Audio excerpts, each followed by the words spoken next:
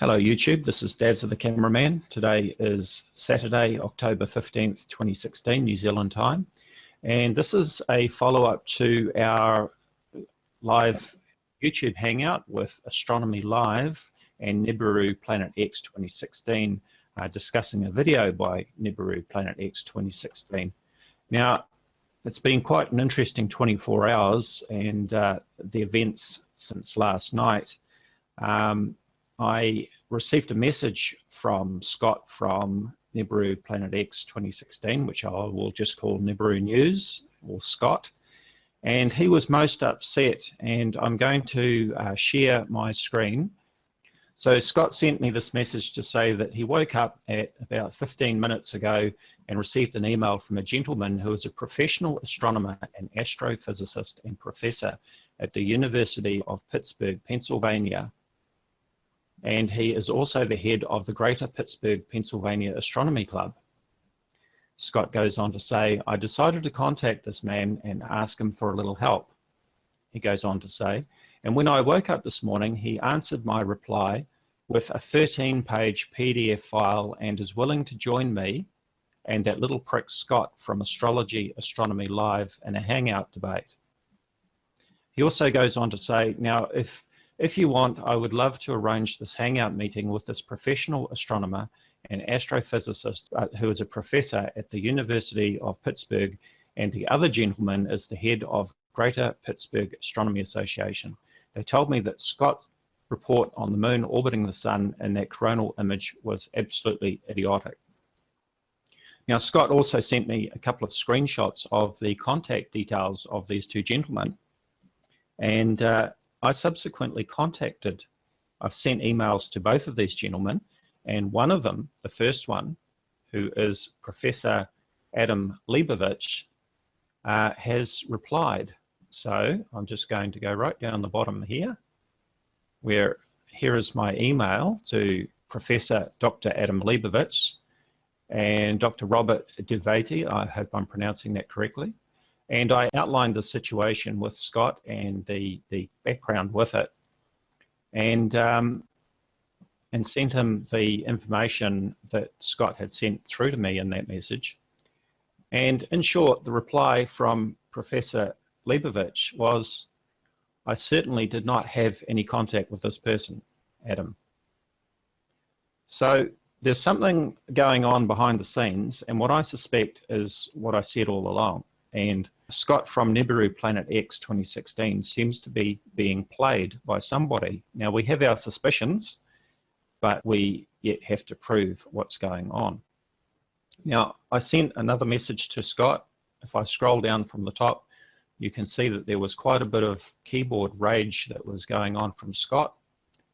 And anyway, all through, I kept responding to him and saying that, yes, we would be quite happy to engage in a live hangout as we did before. You can bring these gentlemen into the hangout who claim to be a professor and so forth. And we absolutely stand by everything that we say. And if there's anything wrong that we've said, then we're happy to be corrected. So we're more than happy to be transparent and front up to a hangout. And I would like to read now an open letter that I've sent to Scott because he has not been replying to my emails or messages via Facebook. So this is now an open letter to Scott, Nibiru Planet X 2016. Scott, it is a shame that you didn't simply come back and talk to me and Scott like a gentleman as we did before. Instead of running off half-cocked and getting your facts wrong about this, I am always willing to meet people halfway when I believe they are sincere. But if you're not willing to do this and communicate as before, I will have no problem going head-to-head with you publicly via videos. The stories that you have been telling me do not add up, and I have been in contact with Professor Leibovich, and he says that he has had no contact with you. I can send you the emails. You have failed to provide me with any evidence to back up what you have claimed. You have not forwarded the emails to me, and you have not sent the 13-page PDF you claim you were sent. I said that I am always willing to give you an opinion, and that offer still stands. My hope is that If you are being honest about the claims you have made about being sent info, etc., you will see that you have been played and will want to do your best to expose whoever is behind that disinfo that you have been sent.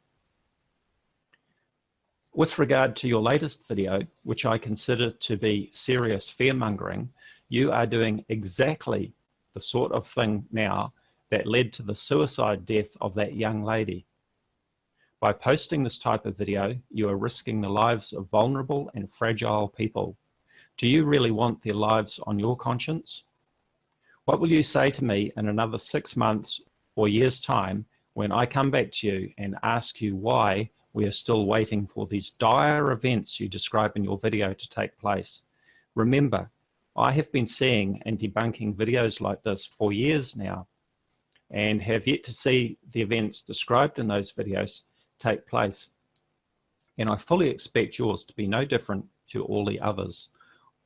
I am still open to trying to get to the bottom of this with you, but you must meet me halfway to do that. David. Now, I've got Astronomy Live back with me, who is joining the Hangout, and we're going to discuss this further. Over to you, Astronomy Live. Hi, Dazza. Thanks for having me back on. So here are the images from Stereo Behind Core 2 that started all of this. And these are from February 2007, when the spacecraft was pretty much freshly launched and on its way out of the Earth-Moon system. And after receiving a gravity assist from the Moon, about 1 month later, as the Moon came back around again, it passed through the Core 2 images and the Core 1 images before actually passing in front of the Sun and then passing it back out the other side. So you're going to see the Moon emerge in the bottom right corner and come up and take this arcing path, and it comes up to the coronagraph's central obscuring disk and passes through the other side. And that's that. Now, those images were at 3-hour intervals. I rendered images in ORSA, which is a program which calculates the motion of the solar system and accounts for the gravity of the planets and the Moon on various objects, including, for example, the Stereo Behind spacecraft, which I put into the program. And it experienced the same gravity assist from the Moon, and then 1 month later, it saw the same thing. So the white outline is the edge of the field of view of the Core 2 being simulated here, passes in front of the Sun, and follows the same path as it goes out. Now, let me show you just once more the top-down view for what's going on here. So initially, right there at the start, you saw these 2 points very close together, Stereo Behind getting a gravity assist from the Moon, and then it proceeds outward, and over time you can see its orbit relative to Earth is changing under the influence of the Moon's gravity. And then as it gets further and further away from the Earth, Earth's gravity starts to become less and less significant compared to the gravity of the Sun and the other planets, and eventually it breaks free of Earth's gravity. The Moon's still traveling around here, moving around the Earth in its orbit, and when it comes back around to the other side, you'll notice up here in the top left, the date is indeed February 2007, and that's when we get that transit occurring. So at this point, Stereo Behind is now much farther from the Moon and Earth than, say, an observer standing on Earth is from the Moon, or a satellite orbiting Earth, even in a geostationary orbit, would be relative to the Moon. It's now several lunar distances away, and that's why the Moon's apparent size, when it actually crossed the Sun, you can see here's the disk of the Moon versus the apparent size of the Sun, and it is much smaller than the Sun in this case, because it's much farther from the Moon than we experience here on Earth's surface, or satellites in Earth orbit experience. This satellite was much farther from Earth than any of our other satellites normally are, whether you're talking geostationary satellites or satellites in what they call a Molniya style orbit. It's a Russian designed orbit to put communication satellite in a elliptical orbit that has them hovering over a particular portion of Earth for an extended period of time. Even in those cases, you do not have this kind of massive distance between the object or the satellite and the Moon. So that's why it's so much smaller than we normally experience here on Earth's surface, but it's still a significant enough disk that you can see its angular size. It's large enough to be resolved in the extreme UV images seen here, as well as the Core 2 and Core 1 images seen in the more recent videos. Let's see, just once more, there it is, and you can see it's a nice little black circle. It is smaller than the sun, but it's still large enough to be resolved by Core 2. And indeed, the size and position of it match very well with the images from ORSA. So if I overlay one on top of the other and play them together, you can see the ghost outline of the moon predicted by ORSA and the actual image of the moon seen in Core 2. And it follows the exact same path, and it's the exact same size. So it matches exactly where the moon should be. To me, this raises two questions for anyone claiming that this is not the moon. First question is, where's the moon? If that's not the moon, where is it? It should be right around there. The second question, of course, would be, if that's not the moon, then what the heck is it, and why is it traveling exactly where the moon is expected to be? So I know that Scott over at Nibiru News, Nibiru Planet X 2016, that channel, claims to have a large PDF file which was created apparently in response to my video addressing this. I'm eager to see it. I'd love to see it. I'm happy to walk through the math on it and show you guys how to do this. And if they claim that there's math that shows that this is wrong, then let's see it, because that's either going to be it's either going to have to explain the answer to both those questions, or it's false. There's something wrong with the math. And I'm 100% confident that if there is such a document, then the math is wrong. And it wouldn't be the first time that a large authoritative-looking document has been produced claiming to prove one of my videos wrong. We experienced this last month with the SDO eclipse season. I made a successful mathematical prediction about the end of that eclipse season, in spite of documents that claim to prove that it's mathematically impossible for it to have been due to SDO's orbit. Now, we're in a situation where there's, the claim that there's a document out there with equations and diagrams and figures showing that this couldn't possibly be the moon, but ORSA says otherwise. And ORSA is not, it's not a NASA program. This is a program you can go and download yourself and run on your own home computer. And Dazza, if you want, I'll send you the link, and you can include the link to the software in your video description. It's a free software. I highly recommend running it in Linux. It's much more stable in Linux than Windows, but Linux is also free. So if you're so inclined, you can go get Linux and you can go get ORSA and test this for yourself. You don't have to take my word for it. Right, thank you, Astronomy Live.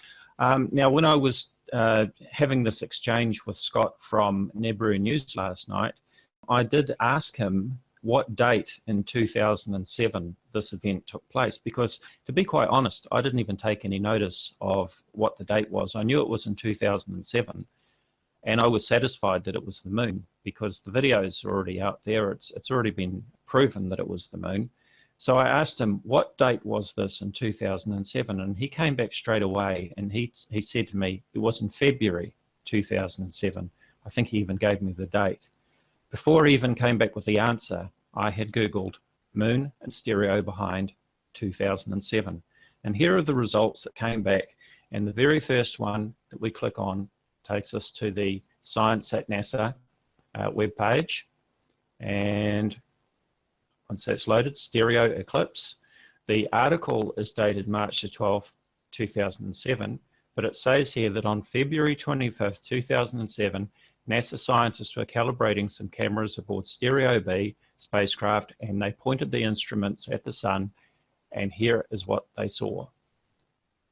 And there it is. And what is it?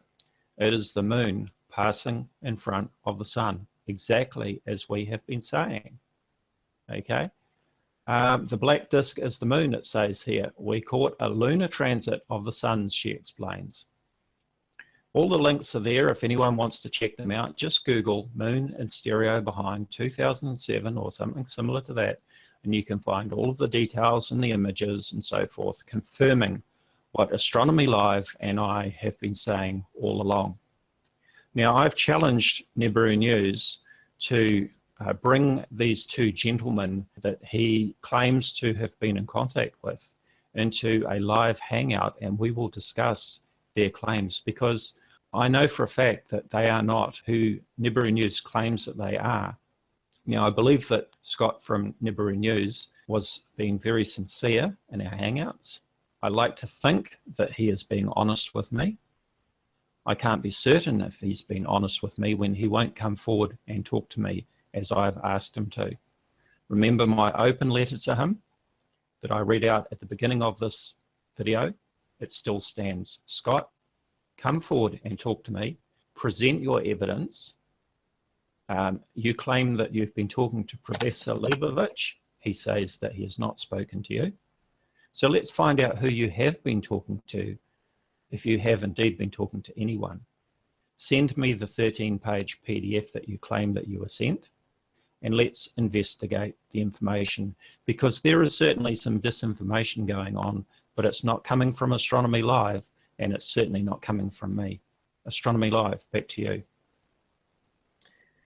There's certainly something suspicious going on here, and I don't doubt the claim in terms of there being a 13-page or some large PDF document out there somewhere claiming that this is not the moon. It would not surprise me because we have seen a number of other PDFs making similar claims in the last month or two. At least I've seen that on other channels, related channels that have been interfacing with WSO.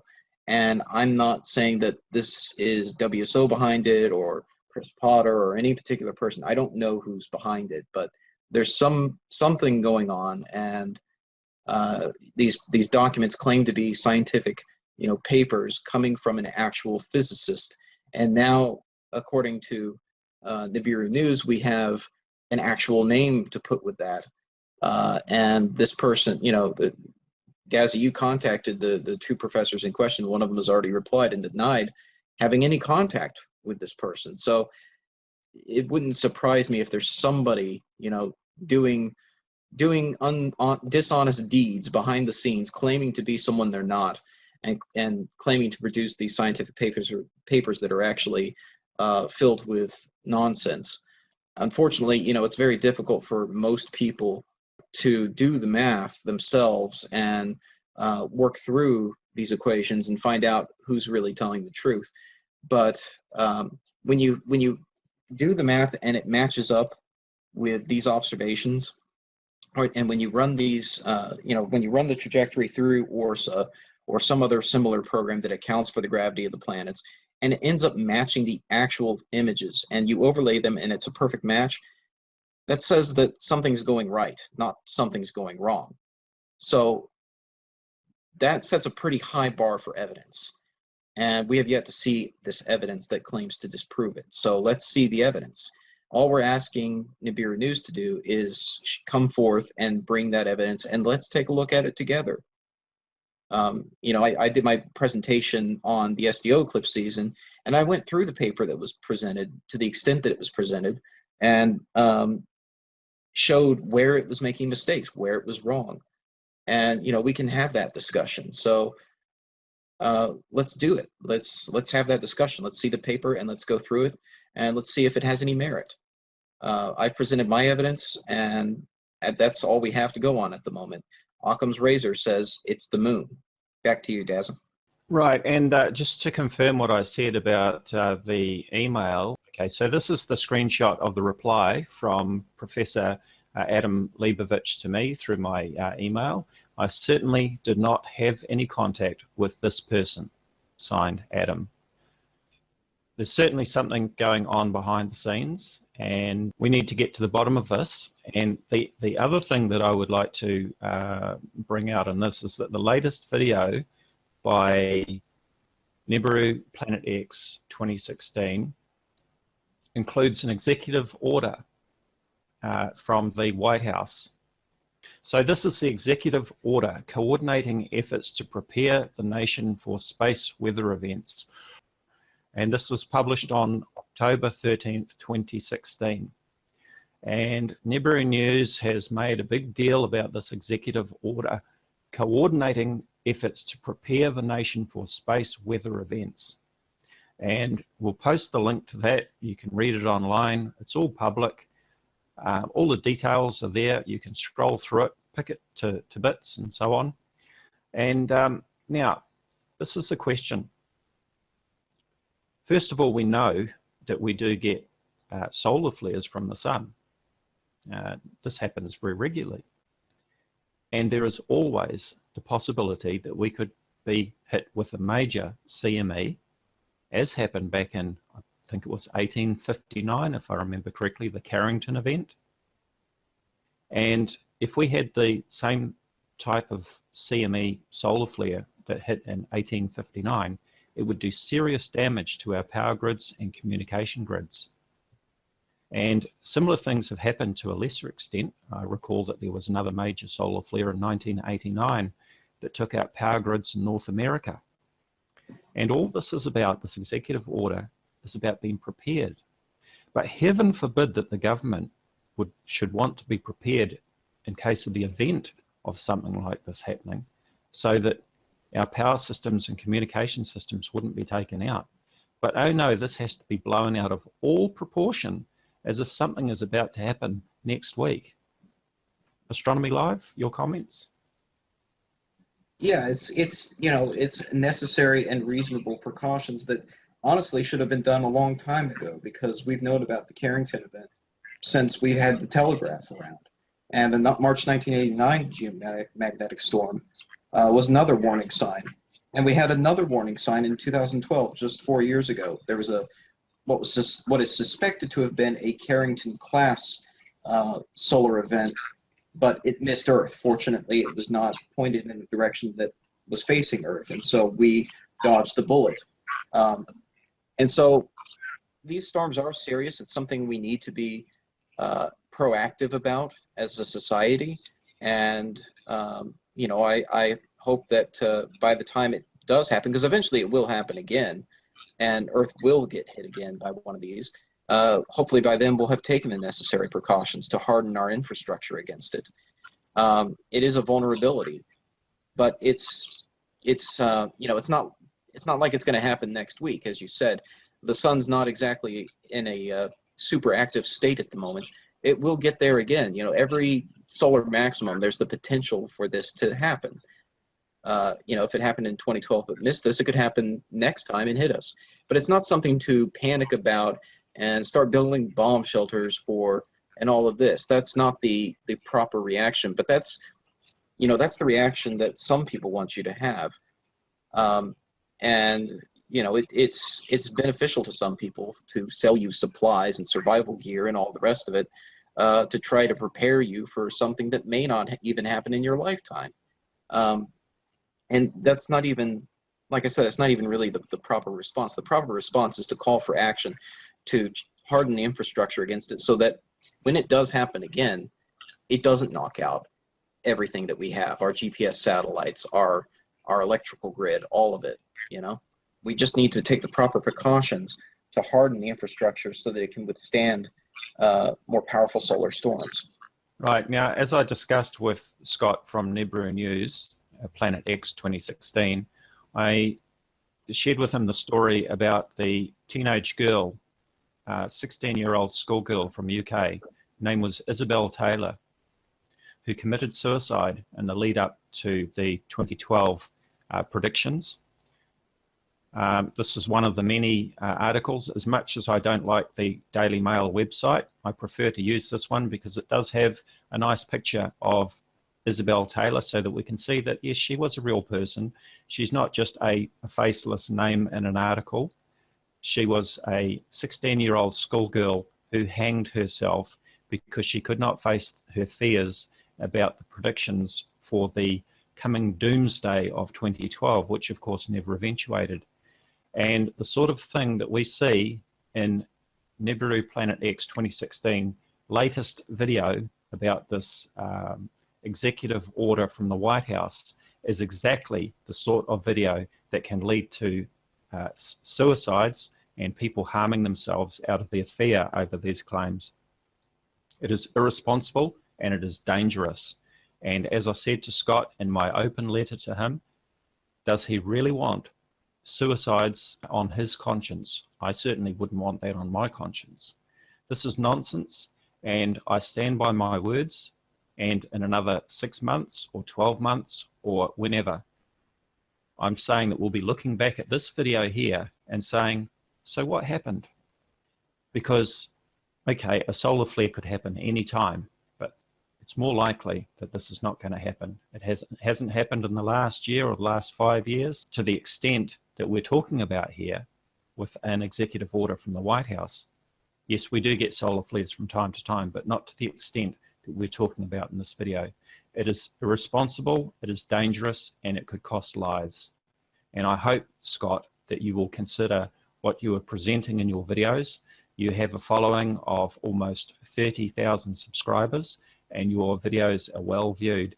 And as we can see from the comments under your videos, that people really do soak up this information, they run with it, they believe it, and you are causing a lot of unnecessary fear and anxiety. So I hope that you will want to get to the bottom of this, Scott, and find out who is sending you this information. Present it openly and honestly. Astronomy Live and I both believe in open, honest, balanced, transparent reporting, and we are more than happy to engage in another live hangout with you and anyone else that you might want to bring in to discuss these claims. Astronomy Live? Yeah, and we'll be completely civil, just as we were before. We had a nice conversation before as gentlemen, and I don't see why we can't do that again. And you know, the concern about these videos that stir up people's fears, it's not easy. It's of course concerning that they might physically harm themselves, but harm can even go beyond physical harm, and really disrupt people's lives in ways that aren't always as obvious as someone hanging themselves.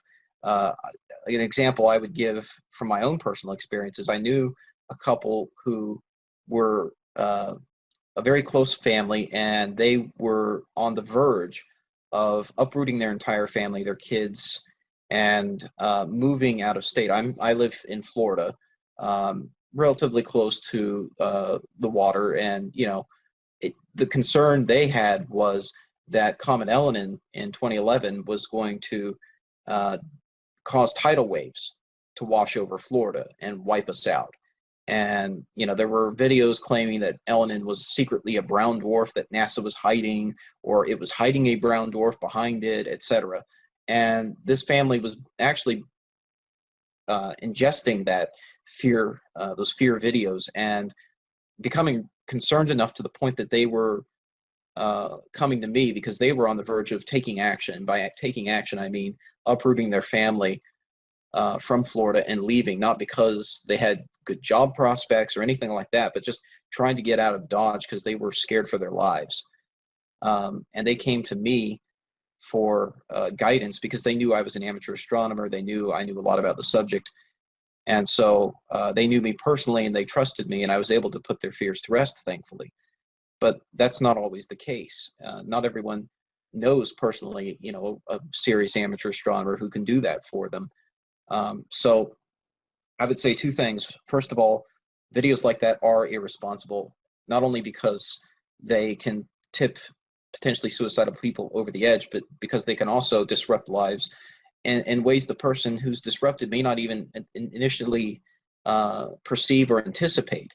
And the other thing I would say is that, you know, if you're someone who is concerned by issues like this, who is worried that there's, you know, a secret brown dwarf or Nibiru is coming and going to damage Earth and potentially hurt you, go seek out your local astronomy club. You don't have to, you know, you don't have to take the word of an anonymous person on the internet, whether it's Nibiru News or whether it's us.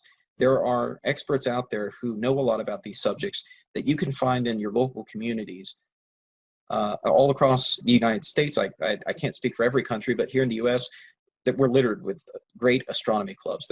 There, you know, anywhere you go that has a either a major area or a major dark sky area, you're going to potentially find an astronomy club, and there's websites on the internet you can use to search for the nearest astronomy club.